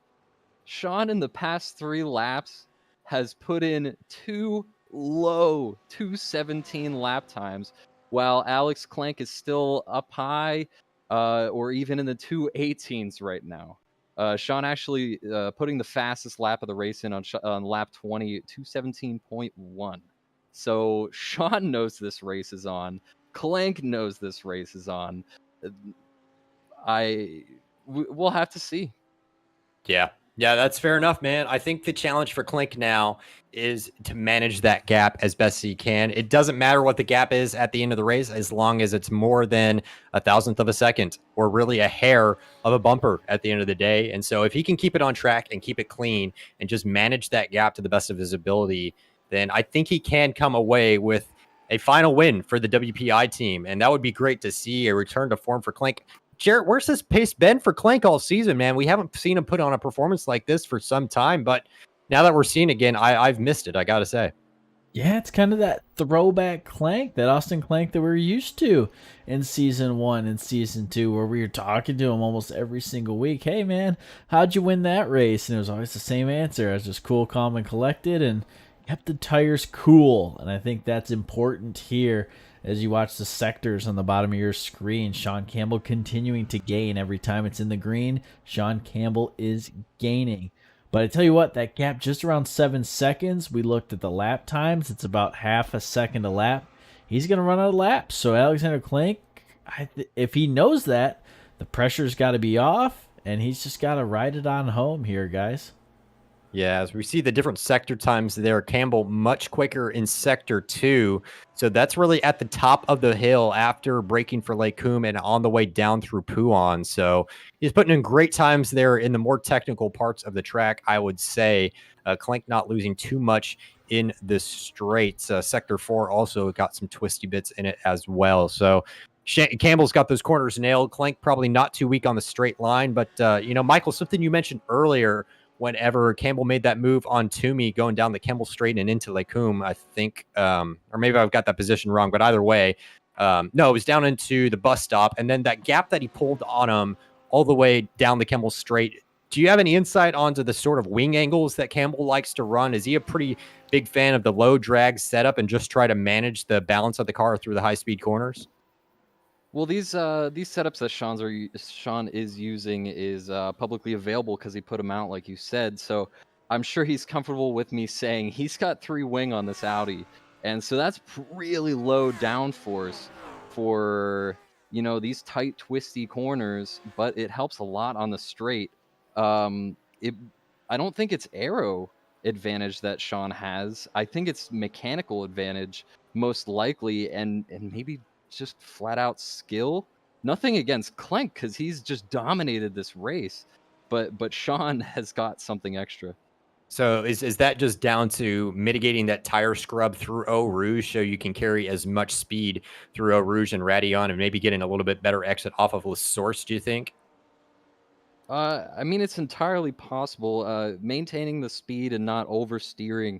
That's something that Sean would get on me for is oversteering through some of these high speed corners and just scrubbing speed off. So he's good at not scrubbing speed through places like Eau Rouge. So I'm sure that he probably might have an advantage through there. Yeah. That's a good point. So, yeah, when we talk about scrubbing speed off, these tires on these cars, they have an optimum range where they like to work in. As I'll avoid the nerdy conversation there for a moment, it looks like Cohen Evans is trying to make a move on Matthew Norberg. They have closed up to him. We saw Parker Eaton dive into the pits a moment ago, so he did not have the fuel after pitting on, I think it was lap 8 or so of this race to make it all the way to the end. So no dice in the game for Parker Eaton, but Matthew Norberg still got a horse in this race here in that Audi, sitting in the top 10 positions. Cohen Evans in 10th position, 3/10 off the bumper of that Audi, with Nick Beaver a 3/10 off of his bumper. And this battle is on, guys. They've closed this gap up to Matthew Norberg and are trying to chase him down. Matthew running a little bit wide there on the exit of Blanchimont. That will pick you up and off track. And so we'll keep an eye on how many of those he racks up. Cohen Evans looking briefly to the inside there. And Nick Beaver having to jump slightly out of the way there. Just about collects that turtle curb on the inside. Might affect his exit just a touch off the bus stop chicane. But down into La Source, looks like they're going to stay even Stevens for now. That braking action on that Porsche is absolutely massive, as Nick Beaver shows us just what the McLaren can do under brakes, getting right up underneath that rear wing. But I'm expecting a move here into Lacombe here, Jarrett. Yeah, that's the time to do it. Suck up to the driver in front, pull the inside, and kind of wall him off. We saw Cohen Evans go to the outside. We'll see if we see some defense from Matthew Norberg. It does look like he's going to defend that inside line early. So that's going to leave the outside to Cohen Evans. If he can get there, he wants to. Nick Beaver's going to go with him. And here we go. Cohen Evans to the outside again. We'll see if he can make it stick. Not once, but twice. Nope. Defended by Nordberg for the first half of that corner and second half as well. Good job at Matthew Nordberg taking the inside there. Man, I think if you put Parker Eaton in the seat of that Porsche instead of Cohen Evans, he would have gone for the move on the inside. I think Matthew left just enough of a gap, about 0.8 of a car's width gap. So you would have 2 tires out there on the grass. But I think Parker Eaton would have gone for the move on the inside there. I would have liked to see Cohen Evans try that because I bet that would have scared Matthew a little bit into braking a little bit earlier for the corner, not expecting Cohen's to go for that move on the inside. But we've seen Cohen make that move around the outside on Nick Beaver a previous lap. But that Audi just got a little bit more speed at the apex than the McLaren on that occasion. So nothing doing for IUPUI on that occasion. But 2 minutes left in this race, guys. This time is winding down fast here. Up at the front, still a 5.5 second gap from Alexander Clank back to Sean Campbell. Clank in the high 17s, as you mentioned a moment ago. And Sean Campbell in the low 17s, another 17.1 for Sean Campbell. So he had a 17.0, a 17.038 on lap 23. Is he going to get into the 16s before this race is over? Either way, he's going to get a bonus point for fastest lap here tonight, guys. Yeah, peeking into the 16s, especially when he's on lower fuel late in this race, it's definitely possible. The tires are worn, of course, because it's a long race, but man, anything is possible when Sean Campbell's in the car. Yeah, so white flag is out. InnoVetted white flag waving along the pit straight there as we see the iRacing flagman aggressively waving that white flag, letting these guys know that this is their last opportunity to take advantage of any opportunities given to them by the car in front. So we'll see if Cohen Evans can steal away that 9th position from Matthew Norberg, or if Nick Beaver can capitalize on anything that may happen between these two drivers. This is your closest battle on track for the 10th position. Nick Beaver would love to come away with a top 10 here. Looks like a great run off of Eau Rouge and Radion for Cohen Evans. He's going to look to the outside on this occasion. Matthew Norberg not making the same mistake of last time around of giving too much space there. Cohen Evans trying to go deep on the brakes. Can't quite hang it out there. Just about. Oh, man, that was close between the two cars there, but still hanging it out here through Lecombe. Cohen's a little bit wide. This may present an opportunity to Nick Beaver down into turn 11, so Cohen has to defend that move and does so very nicely early on the brakes, manages that understeer. Matthew Norberg a little bit wide in that corner coming down here through No Name. These guys are nose to tail here, Michael. Absolutely great racing going on here. As we go into Puhan, Cohen Evans is going to look inside, but he's going to think better of it. And a little bit of over rotation, going to pull it back together. That might give Nick Beaver a little bit of an advantage, a little bit of a run into this corner. It looks like he does. He's going to give a little peek on the outside there. And then they're going to fall back into line. I think Cohen Evans is running out of opportunities to make a move here. Yeah, I think you're right. The only opportunity remaining across this lap, as we should say, Alexander Clank has won this race. Sean Campbell coming home second so far, but Cohen Evans' last opportunity is coming out of this corner. Got to get a great run, and now down to the bus stop. This is all on the line here. One corner left to go, essentially through Blanchimont before the bus stop chicane. So will Cohen have to defend from Nick Beaver and go for a move at the same time? It is all or nothing, all on the line here, using up all the off tracks that he can. Matthew's going to defend to the inside line here. Cohen's got to be late on the brakes. Nick Beaver's looking for an opportunity here, and Cohen Evans trying to nose up the inside. He's got the move on the inside of the bump. Oh, but Matthew's got a great run off the corner. He's going to be able to hang on to the position and steal away that 9th spot. Cohen just couldn't get the exit off the corner, and Matthew Norberg did a great job of capitalizing there. Incredible racing between those three guys there at the end of the race, man. That was fun. I was holding my breath the entire way through that corner. I thought they were about to go 3 wide. I thought maybe Nick was going to lose his braking point. Oh my goodness, that finish. Yeah, what an insane finish indeed. So that was 9th going to Matthew Norberg, 10th to Cohen Evans, and 11th to Nick Beaver. They're a margin of 0.095 seconds at the line between Cohen Evans and Nick Beaver. I don't think Cohen could have played that any better than he did. And unfortunately, maybe he could have gotten on the throttle a tiny bit earlier, but with this late stage of the race with the tire wear, that first gear acceleration of the Porsche is going to be tricky out of that corner. So credit to Matthew Norberg hanging on to that position for all he could. And at the end of the day, came home with 9th position. But up at the front of the race, as we still have a slight battle going on, maybe? No, these guys have already crossed the finish line, surely. Actually, no, they have not. That was not across the finish line yet. That was for position as they came through Blanchimont, or just up to Blanchimont, actually. That was between, I think, Jack Roush and Hagen Johnson coming together there. Craziness happening on the last lap. Let's take one more look at that as we caught the tail end of that battle. Hagen Johnson trying to sneak to the inside and just kind of runs out of room there. The ball stake are hard into the wall, but Hagen Johnson ends up back on all 4 tires and back facing the right way. Tough break for Jack Roush and the Ball State team, as they are going to finish 21st here tonight at Spa, and that will just about wrap things up here at Spa. As you see Sean Campbell and Sean Valendia, the two Seans, cooling it down here at Spa. Yeah, so top 10 results here tonight. Alexander Clank is going to come home with the victory for WPI, makes a return to that top step of the podium, and glad he could cap off his season with that result. Sean Campbell doing that last to first challenge, almost getting there, 4.2 seconds off of Clank there at the end, but just couldn't quite close up that gap at the end of the day. Thomas Toomey claims another podium here for the Virginia team. and I think secures second place in the championship with that. So third place for Virginia. And then Avery Walker, another Virginia man, stands on the top step of the podium for the alumni, fourth overall here tonight. Sean Delandia for UCLA going to come home fifth overall. Kyle Bonnet, another great finish for Clemson University, sixth overall. Jeremy Rogers for Texas A&M in seventh, which I think means that that's going to give the championship in the alumni to Avery. But we'll double check that a little bit later on. Derek Ekman is going to come home eighth overall for San Diego State. Matthew Norberg for NC State in ninth, and then Cohen Evans in IUPUI with that great last lap battle between Matthew, Cohen, and Nick. But Cohen's going to come home 10th for IUPUI.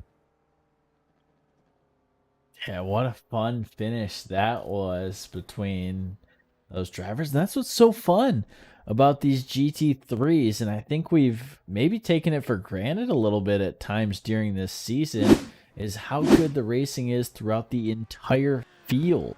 And I mean, that's not the first time we've had a finish like that, John. We've had constant battles going on between drivers that are just really tight-knit battles. But I tell you what, who didn't have to worry about that all night long was Alex Clank, who joins us up in the booth now. And Alex, first of all, congratulations on the win.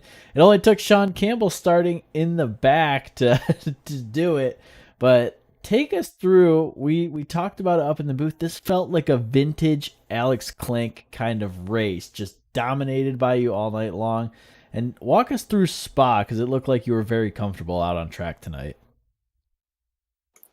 Spa is like an awesome track, and it's all about, rhythm, being smooth, connecting those corners, keeping the car balanced. It's a really fun challenge. Of course, I think everyone would agree with that. But it was a great race. In the beginning had to make 2 passes, which worked pretty well, and then I was fuel saving for a little bit just to see if that would sort of come into play. And then I ended up deciding just to sort of try and build a gap a bit, because I knew Sean would be coming. And luckily, I had 4 seconds to spare. So yeah, just enough time there at the end. Were you watching that gap close down there at the end and maybe thinking like, ooh, this may come down right here to the line? I don't, Sean, starting in 31st position, making his way all the way up to second. Were you maybe second guessing what could happen there at the end? Yeah, I mean, after the pit stop, and he passed Thomas Toomey pretty quickly right after that. And I was like just watching those first 2 laps, and I was like, so what is the gap that he's dropping per lap, and how many laps are there left, and what's the math on that? And pretty quickly it was clear that if I kept my pace good, and I was pushing pretty hard, it would be safe. But I definitely couldn't let up and couldn't make a mistake. So he made sure I was honest.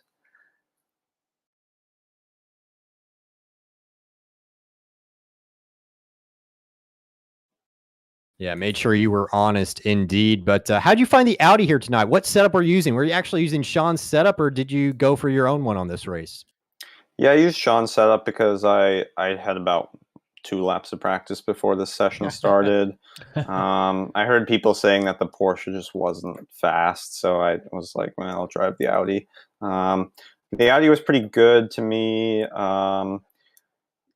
It's better with the new tires that it has, but it still has some Audiness where it will just sort of randomly rotate, and there's not much you can do about it. So I was trying to keep that at bay, but overall it was pretty well behaved.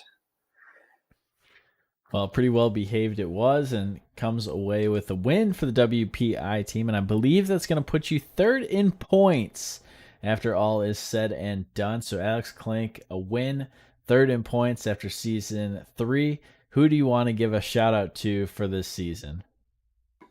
Well, I mean, 3rd is quite good, given that I really struggled, I think, with the cars at the start. So I'm happy with that. But yeah, it was an awesome season. So much talent out there. And yeah, I mean, just thanks to everybody who comes out every other week.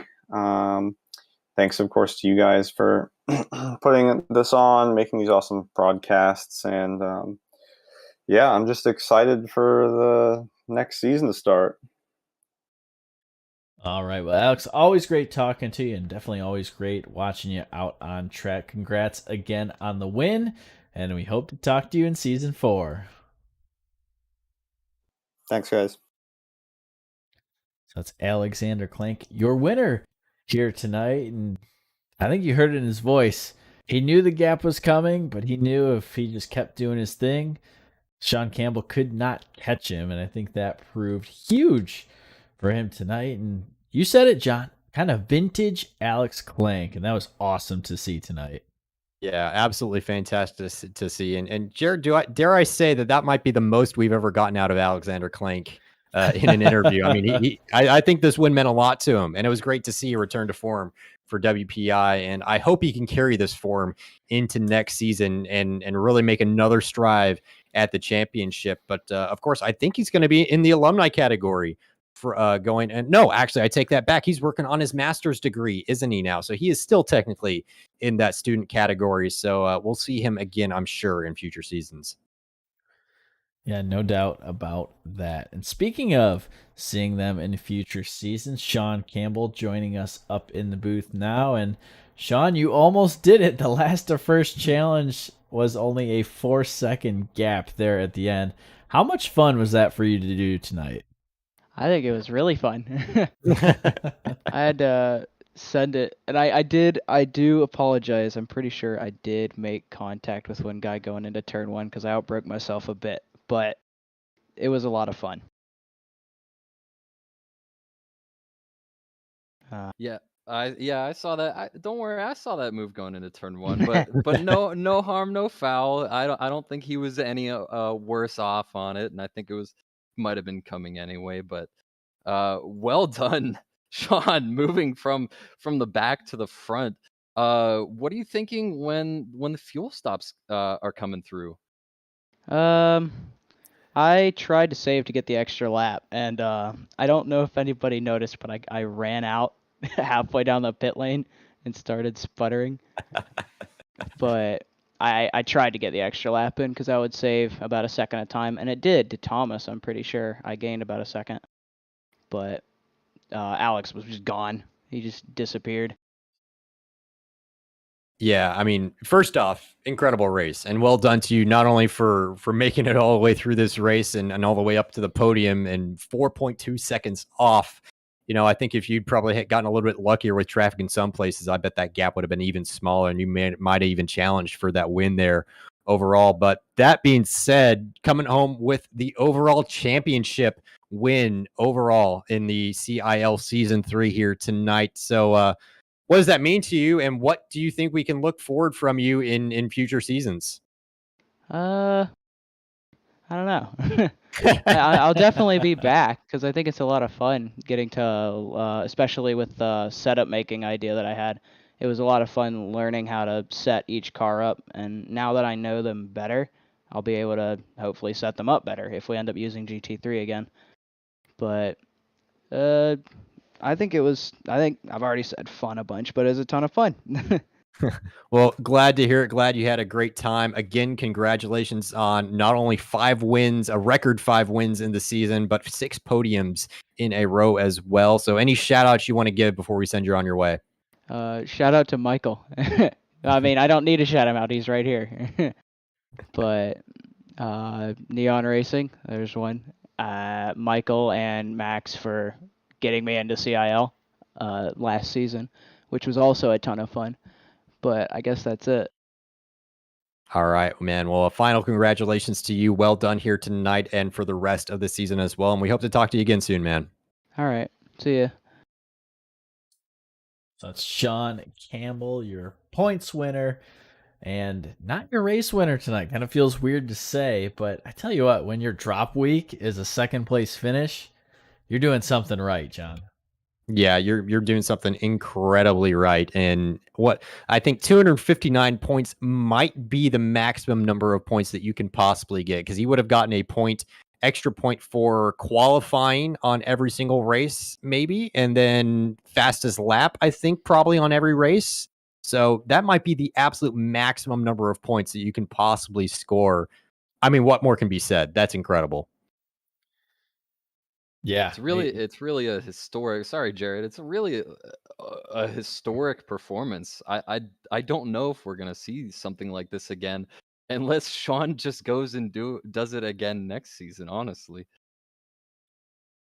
Yeah, it's crazy to think that the only way he can improve is go 6 for 6 and take all the fastest laps and all the pole positions. But he almost did it here in season 3, so maybe we'll see him do it again in season 4. And you heard him talk just how much fun the setups were to make too. And I think you touched on it, Michael, that at the start his setups were kind of hairy.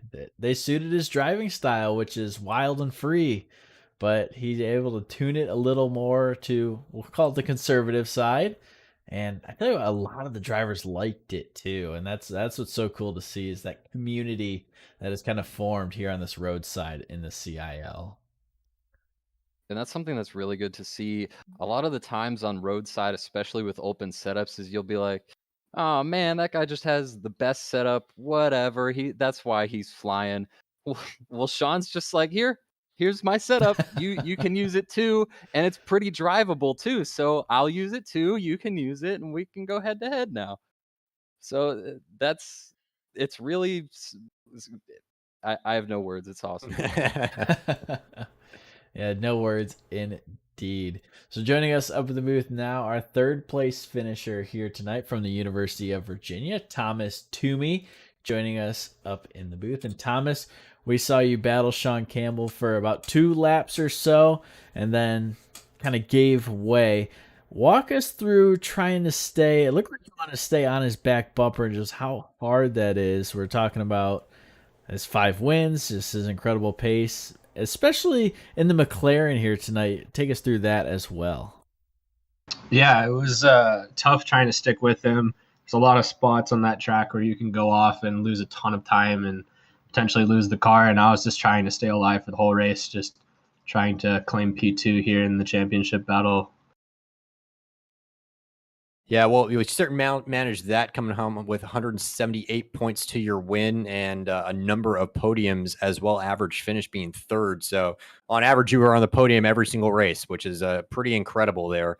But take me through the pit strategy a little bit, because I'm going to ask Avery the same question here. But I thought it was maybe potentially a little bit of a missed opportunity to have Avery hold up Sean Campbell as he tried to come through a little bit there. Were you guys communicating and trying to work something out there?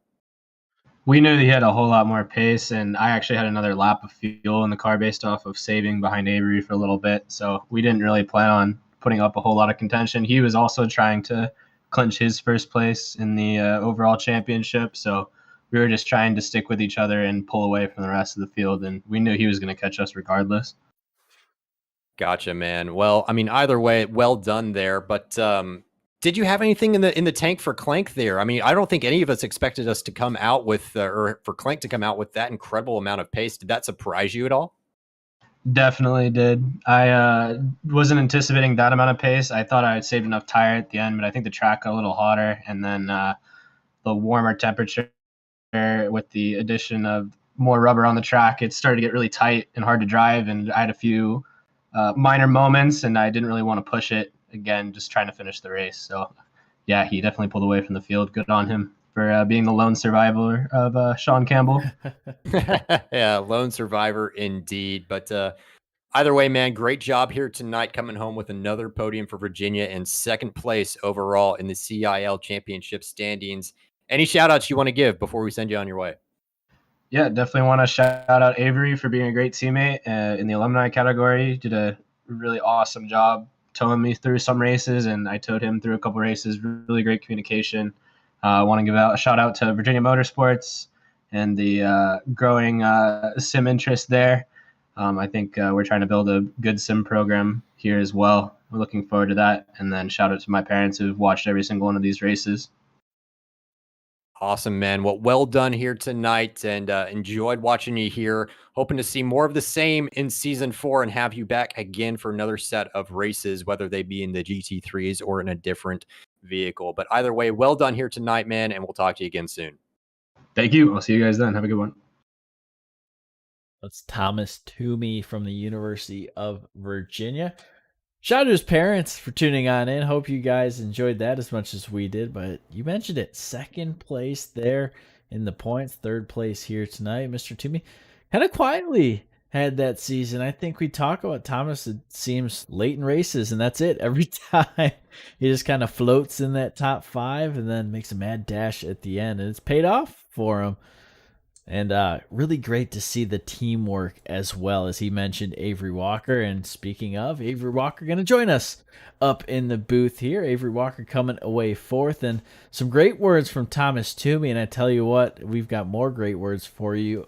We've got you as the alumni champion here tonight. So congrats on that. How does that one feel?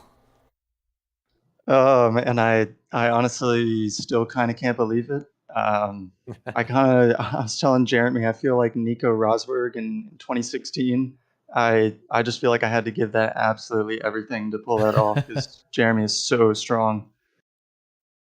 Yeah, strong indeed and very consistent. But I mean, credit to yourself though. I mean, won a number of the races within the alumni championship, or within the alumni points category, that is. And tell me about the Audi. It was your choice all season long. Were you using Sean's setups? Were you using your own setups? What was your strategy with that? Yeah, so it was a bit of a mixture. I did try the Porsche at the first race and BMW at Road Atlanta, but I found the Audi was just suited my driving style. For this race, though, I did use Sean's Audi setup, and shout out to him because, I mean, that setup was amazing. I feel like that was a pretty big factor in me being able to just stay so consistent the whole time today.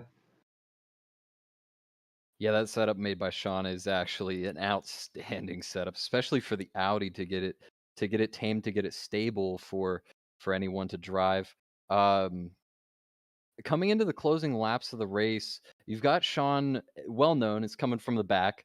You've got him closing in. What was the pit strategy there? Were you thinking you were gonna be a little bit of a tail gunner for Thomas Toomey there, or what's going on there? For Sean Campbell, I don't know if you meant Sean Campbell or Sean Valandiax, they're both right behind me. But for Sean Campbell, I wasn't really too worried. For Sean Valandia, I mean, I wasn't consciously trying to defend for Tommy. I was really just hanging on for dear life to Tommy's rear bumper so I could stay away from Jeremy. So honestly, not much thinking involved there. Just pitted when I need to pit and was staring at Jeremy and the relative. Well, not much thinking required. And Avery Walker, a championship for Virginia in the alumni category. Who do you want to thank for this one before we send you on your way? Definitely a couple people. Tommy, P2 for UVA and students, and P1 and alumni. That's awesome. He ran a great season. He helped me out a lot as far as getting faster, and especially today, ran a great strategy to kind of help tow me along for a decent portion of that race. Also, obviously, shout out to Jeremy for running just a great season and really making this one a tough battle right to the end. And shout out to Sean for the fantastic setup. Well, always great talking to you, and always great to hear those words. Avery Walker, go enjoy that alumni championship, and we'll talk to you again soon. Thanks, guys. Avery Walker, you heard it right there. The excitement in his voice. I mean, almost at a loss for words post race, and that's so much fun. You knew the battle was tight. It was 2 points coming into tonight, and they finished overall 3 points separate, but first and second once again, Avery Walker and Jeremy Rogers. Was kind of that battle we didn't touch on all that much, but it was a good one, John, in between those two all season long. And once again, you have to finish first. Yeah, you indeed have to finish first, and Avery was just incredible all season. I mean, credit to Jeremy. He was really great all season as well. Not so strong at Watkins Glen, unfortunately. Had some uncharacteristic moments from Jeremy there. I think a couple of spins in the McLaren in that race, and that may ultimately be what became his undoing in this championship. But either way, I mean, loved watching these guys battle it out all season. But now we will bring you your final results here tonight. So coming home with the win, of course, was Alexander Clank for WPI with a 4.2 second gap back to Sean Campbell. Sean starting in 31st, coming all the way up to second, and not quite enough time on the table to close that gap remaining down to Alexander Clank. Thomas Toomey coming home in third for Virginia and second in the championship. Great run there for Virginia. Another Virginia man we just talked to there, Avery Walker in fourth, your leading alumni and your alumni champion. Sean Valandia for UCLA came home fifth, doing a great job there and claims fourth position in the championship. Kyle Bonin is going to finish sixth and ties for points actually with Avery in the championship. But of course, since they are student and alumni, that means that Kyle inherits that fifth position in the championship. Great showing for Clemson there overall. Kyle Bonin coming home sixth here tonight. Jeremy Rogers in seventh for Texas A&M. Derek Ekmanis in eighth for San Diego State. Matthew Norberg for NC State there in ninth. Cohen Evans for IUPUI coming home 10th after that great last lap battle. Yep, finishing 11th, Nick Beaver from North Dakota State. 12th, Justin Roberts for Clemson University. 13th, Parker Eaton from NC State. And 14th, Ryan Whitlock from Alabama Huntsville. 15th, Alex Jensen from Limber-Riddle. And Myler DeArroyo? DeArroyo, good BYU. job, yeah. Nailed it. In 16th. 17th, Nathaniel Wiley from Southern New Hampshire University. Got that one that time. And 18th, Austin DeLong from Penn College of Technology. 19th, Hagen Johnson from Clemson University. And rounding off the top 20, Carl Lemkool from St. Louis University. So Jack Roush in his CIL debut comes away 21st for Ball State University. Pay attention to the Ball State program. I think they're going to be a force in the next season. Nicholas Patinella from Robert Morris University comes away 22nd. Andrew Burrell, another Clemson driver, in 23rd. Scott Ratliff, we didn't really call his name tonight. He had a tough little race, couple of dust-ups with a couple other drivers from Pittsburgh State, finishes 24th. Andrew Williams from Clemson University in 25th. Ricky Paz from Valparaiso University in 26th. Nicholas Daly from University of Texas at Arlington in 27th. Christian Gomez from the Panther Esports team finishes 28th with his Panther Esports teammate right behind him, Esteban Munoz, in 29th. Thomas Crump from Clemson University finishing 30th, and rounding out your field and Season 3, Rahul Bolanini from Michigan Tech. So guys, as we wrap this one on up here, I think it was no surprise that Alexander Clank had a good race. Thomas Toomey had a good race, but I got to be honest, a little surprised Sean Campbell was able to weave through the field as quick as he did, as well as he did, and really almost pulled that last to first challenge. And you guys said it just shows that gap he made starting from the lead, he could do from the back of the pack too. And I think that's really the mark of a true racer, being able to not only lay down those fast hot laps, but navigate traffic and do it well. John? Yeah, I mean, Sean has it all, right? He's the complete package as far as a driver goes. I mean, he doesn't make any mistakes on track. He knows how to set up the cars, like you mentioned. He can nail multiple strategies, like we've seen throughout the season at Road Atlanta. Went for that alternate strategy and pitted quite a bit earlier and still came out with the win. He knows how to save. He knows how to run aggressive like he did here tonight. I mean, you can't say more. He's just the absolute complete package. And for any esports team that might be watching this, I know Sean Campbell is now on their radar after a season like this one tonight. Michael, any additional comments there on Sean?